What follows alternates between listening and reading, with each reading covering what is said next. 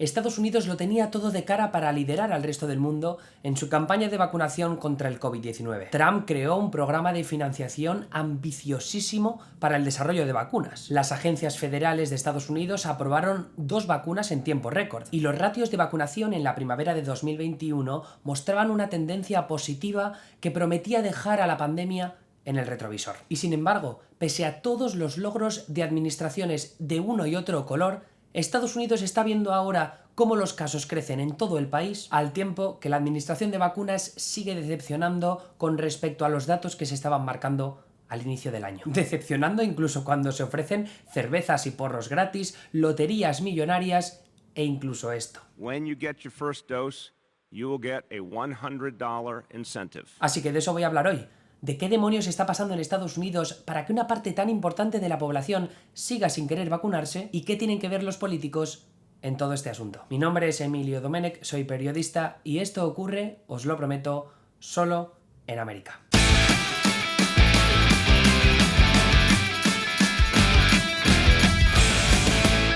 Cuando la campaña de vacunación comenzó, a finales de 2020, Estados Unidos tenía todo de cara para liderar. Para empezar, tenían acuerdos de compra de decenas de millones de dosis de vacunas de Pfizer y de Moderna disponibles en los primeros meses de la pandemia.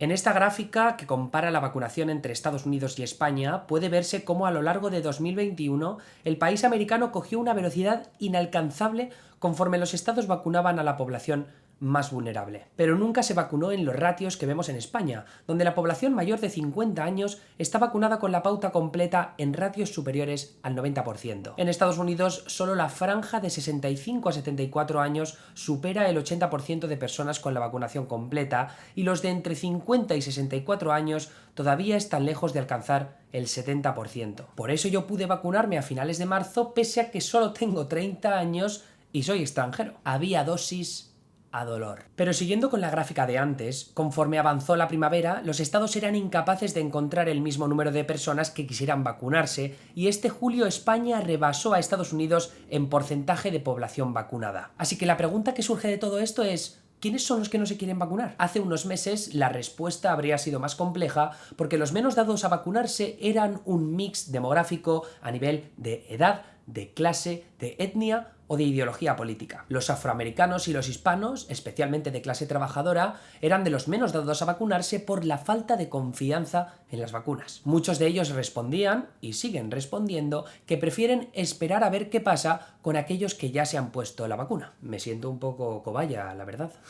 Pero ahora en julio, la forma más fácil de predecir que una persona no esté vacunada es mirando su historial electoral. Si votó por Biden, probablemente vacunado. Si votó por Trump, probablemente no vacunado. De hecho, son los votantes de Trump los más dados a responder en encuestas que tienen claro, de forma definitiva, que no se piensan vacunar. Es así de triste. Solo con mirar un mapa de los ratios de vacunación basta para ver que estados pro-Trump como Tennessee, Mississippi, Luisiana o Wyoming tienen los mayores porcentajes de población con dudas para vacunarse. Y si miramos gráficas como esta del New York Times, vemos cómo los estados pro-Trump tienen una tendencia clara a dudar sobre la vacuna o a no haberse puesto la primera dosis. Pero es esta gráfica de condados de Estados Unidos según voto en las elecciones de 2020 y ratios de vacunación hecha por el experto en sanidad pública Charles Gaba la más esclarecedora de todas. Lo que me lleva a ver cómo el factor político ha influenciado de forma negativa en la que tenía avisos de ser la campaña de vacunación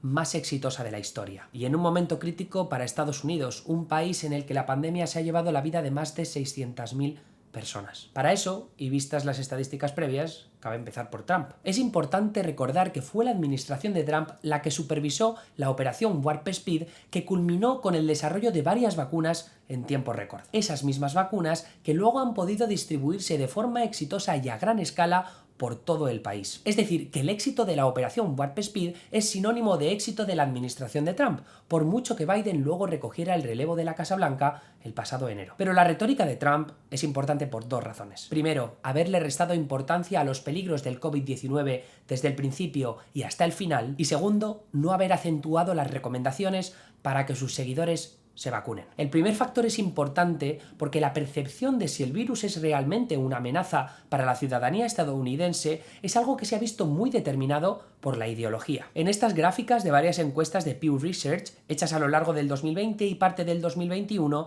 puede verse cómo demócratas y republicanos creen por igual que el coronavirus es una amenaza para la economía, pero los demócratas son el doble de dados a decir lo mismo sobre la salud de los estadounidenses. Ese salto entre los que pensaban una cosa y otra se acentuó conforme avanzó la pandemia, especialmente en la primavera, en las grandes ciudades demócratas, y Trump y los suyos seguían restándole importancia al virus. El segundo factor sobre la falta de constancia y entusiasmo de Trump para recomendar a sus seguidores que se vacunen tiene que ver con declaraciones como esta. How about the vaccine? I came up with the vaccine. They said it would take 3 to 5 years. Gonna save the world.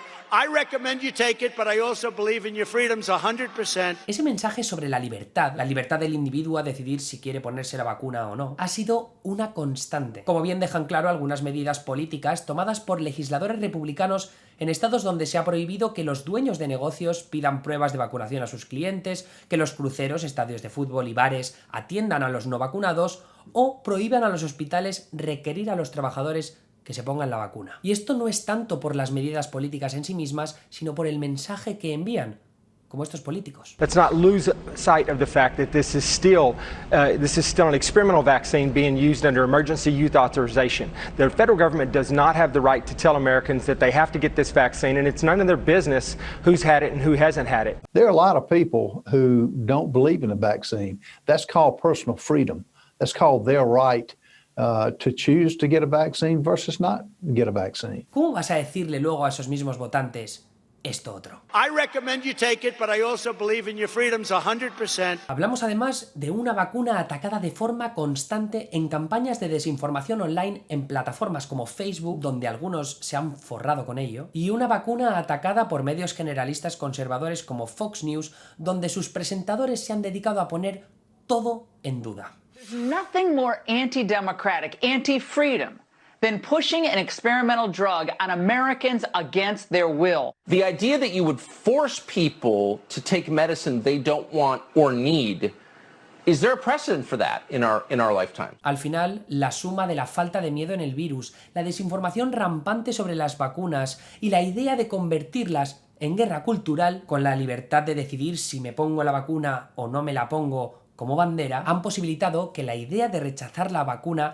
arraigue en las comunidades conservadoras que viven en una burbuja mediática donde proliferan todos esos mensajes antivacunas. Y pese a que el factor ideológico no sería tan pronunciado de no ser por los políticos republicanos, no todo se queda ahí. Siguiendo con la comparación con España, nuestro país tiene ratios de vacunación infantil superiores al 97%, cuando Estados Unidos a veces tiene problemas para alcanzar el 80%. Esa cultura de vacunación menos arraigada, sumado a una sanidad generalmente privada y descentralizada, hacen más difícil generar la infraestructura y la confianza en la infraestructura como para alcanzar los ratios de vacunación que España probablemente alcanzará en las próximas semanas. Para acercarse, Estados Unidos tendrá que hacer lo posible para convencer a aquellos que todavía dudan sobre si vacunarse o no. Por ahora, los requerimientos laborales, los incentivos económicos y la presión de familiares y amigos parecen ser los métodos que mejor están funcionando entre la población. Sobre los políticos republicanos, cabe pensar que los más ruidosos seguirán atacando a diestro y siniestro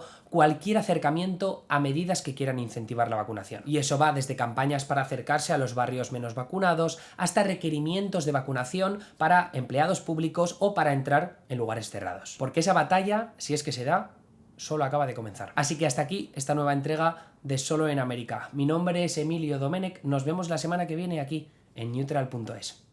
Hasta luego.